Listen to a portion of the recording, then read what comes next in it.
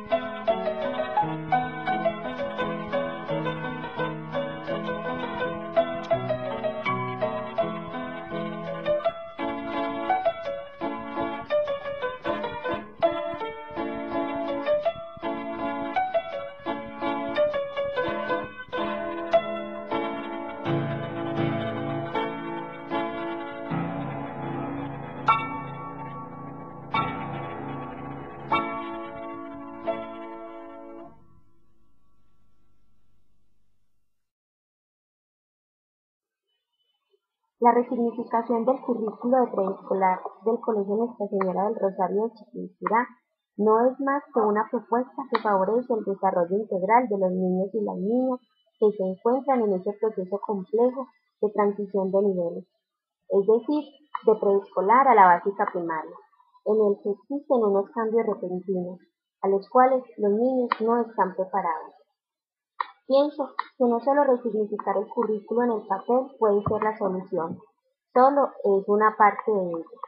La otra le queda al maestro con la actitud de cambio, como lo propone Ani Ramírez en su ponencia, pues llegar a ser docente en los dos niveles le permitió detectar que los niños en la básica primaria pierden en el momento de aprender algo tan importante como la lúdica, entendida más como un dinamizador en el proceso que el mismo juego. Su actitud de cambio fue la que la llevó a investigar y buscar posibles soluciones en pro de recuperar el acompañamiento más acorde a las etapas del desarrollo en las que se encuentran estos niños, ya que el niño no deja de ser niño con el cambio de nivel, simplemente cambian sus intereses y sus necesidades.